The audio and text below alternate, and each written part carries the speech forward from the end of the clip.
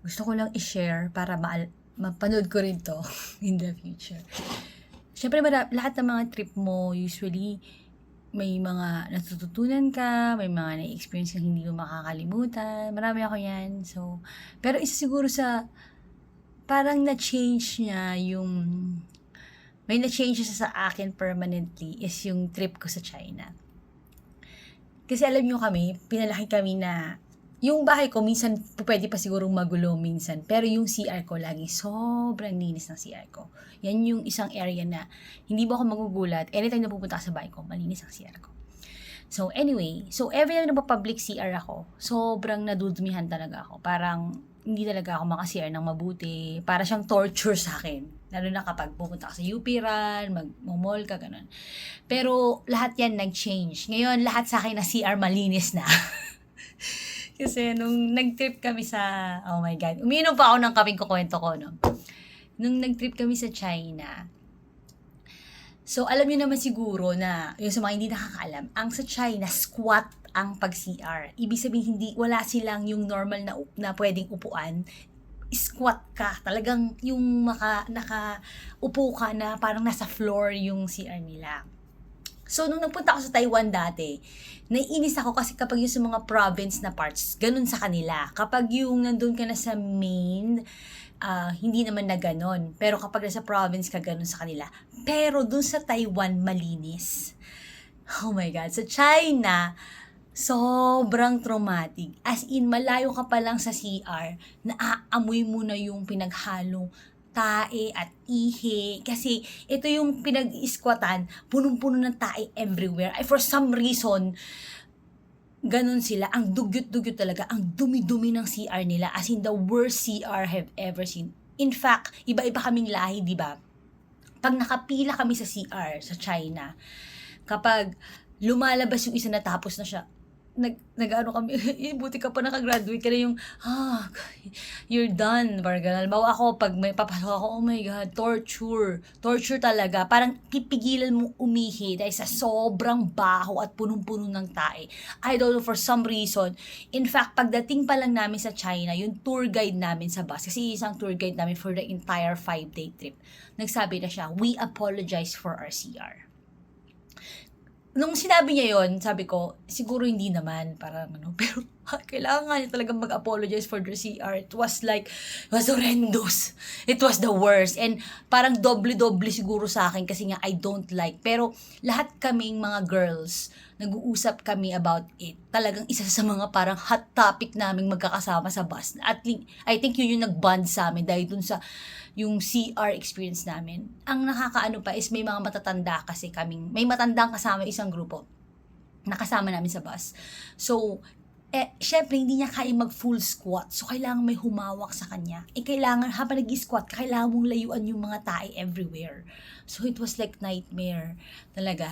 So, ngayon, every time na mag-CR ako, parang, nagpunta kami sa Quezon City Circle. Pagka CR ko, ay, ang linis ng CR!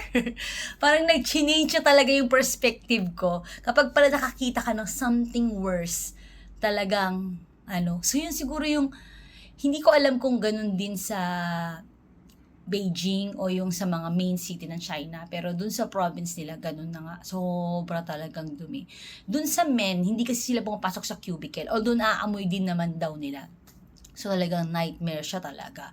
And ngayon, change na talaga ako. Ngayon, napaka-comfortable ko na sa CR, public CR. Okay na sa akin after that experience. Anyway, pero madami talagang kakaiba sa China. Like, for example, kasi lahat sila halos marami nag-i-smoke. Alam nyo ba, hindi ako mareklamador na tao. Ayoko nagre-reklamo, ayoko naghahassle na tao. Kaya lang, dun sa room na inassign sa akin, sobrang amoy sigarilyo. Na sumasakit na yung ulo ko kasi pwede sila magsigarilyo sa loob ng room nila. So, yung na-stay yung amoy ng sigarilyo dun sa room, kahit na nalinis na in everything. So, nakiusap ako na pwede po ba akong ilipat. Tapos ayaw akong ilipat. So, nakiroom ako sa dalawang friend ko na badingan. Doon ako sa floor. Strong independent woman. Pero yun nga lang, iba talaga. Parang naglalakad ka, everyone smokes. Tapos, kahit na yung sa mga alis o yung mga dapat daanan, makakita ka talaga ng mga nagmumotor. As in, nagmumotor sila. Ang masasabi ko is, tas yung pa, totoo rin to, yung nagdudura sila, yung babae o lalaki, sa harapan mo magdudura sila. So, yun pa yung normal to sa kanila. Sa daan, may mga nagkukuliti, yung nililinisan nila yung mga parang babayaran mo sila, lilinisan nila yung tenga mo. So anyway, given that, di ba, ang dami-dami kong sinabi. Pero sa totoo lang, ang medyo dugyot nga sila, di ba? So ang dami-daming cigarette sa paligid, ganyan-ganyan. Pero kinabukasan, nakita namin, paggising namin ng morning, kasi sobrang aga rin kami, nakita namin squeaky clean na yung floor nung mga streets nila. Yun pala, sa gabi, meron parang isang machine na naglilinis ng lahat ng floor. Ito lang masasabi ko sa government ng China. Despite na hindi disiplinado yung mga tao nila sa cleanliness, the government is really doing their best na yung infrastructure nila top-notch. Kapag yung sa mga airport nila, marbles ang mga floor, ang mga lamesa, talagang the government is doing their best. Yun nga, pag gising mo sa umaga, sobrang clean na kasi may machine na naglilinis.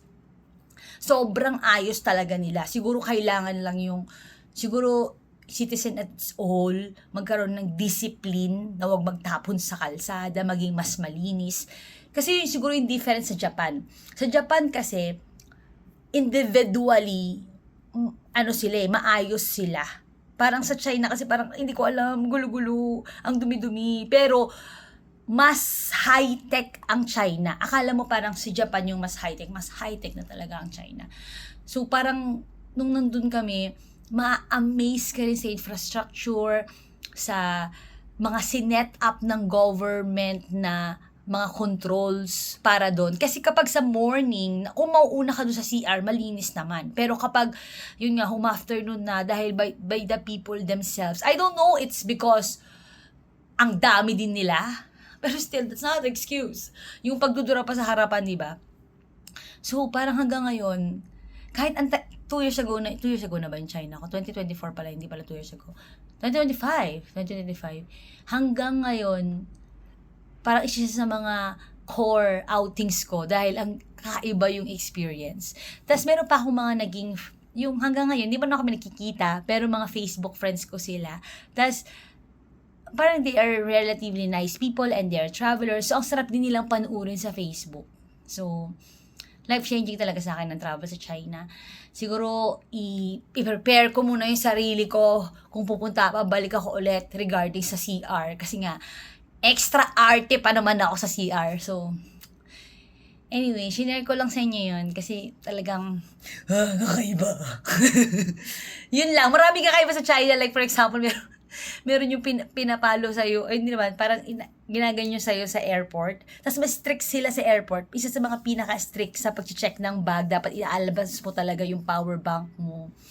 So, maraming mga kakaiba. Pero meron din ako mga first time na nakita doon, like for example, yung machine na sila yung nagdadala ng food mo, mga ganon. Sa China ko rin, dito na yung pinakamarami kong variety na food na nakain. Kasi pinakain kami ng salamander, na kung ano-anong mga ibon, ganun. Hindi nila ipapaalam sa'yo. Pag siguro nasa halfway ka na ng food mo, ayun. Ibang kwento pa pala yung ang haba na nitong video ko. Yung isang kwento namin na, yung trip kasi namin, package siya. Parang around 48,000, kasama na lahat, ang hotel mo, bus, at transfer, travel, airfare, food. At yung food niya sobrang comprehensive, ang dami-daming food. So talagang sulit na siya. Kaya lang parang meron kang 2 days do sa 5 days na yun na trap ka.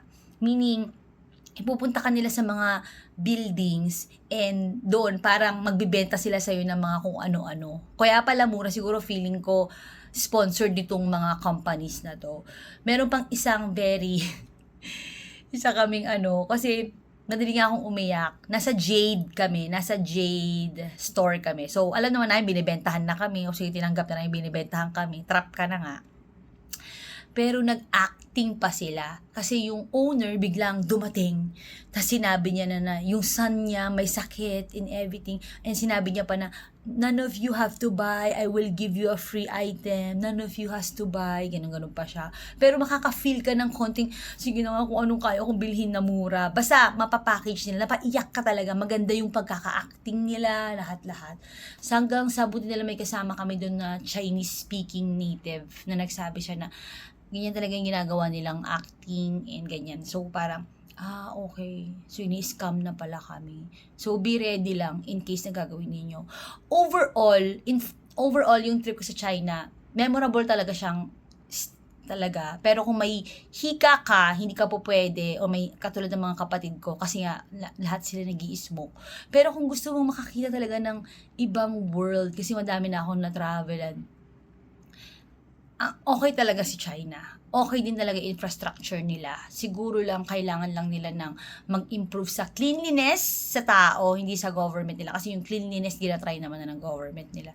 Tas maganda talaga yung pinunta namin sa Zhangjiajie. Okay talaga yun. Kasi natural yun na-created. In fact, nag-escalator kami. Longest escalator. Yung magsasawa ka na 28 minutes ata yung escalator namin. Pagkatapos kaya grabe talaga yung mga sinet up nilang infrastructure. Ayaw talaga magpatalo ng China. Anyway, yun lang naman. Shinare ko kasi gusto kong ila-upload to at gusto kong panuorin to pagtanda ko. Kasi core memory din naman talaga siya. At feeling ko, na-share ko naman na sa office very comprehensively into everyone that I know. Pero, gusto ko ring i-share sa sarili ko. Yun yung purpose nitong video. Anyway, yun lang. Bye-bye! Ang haba ng video ko! Ba yan?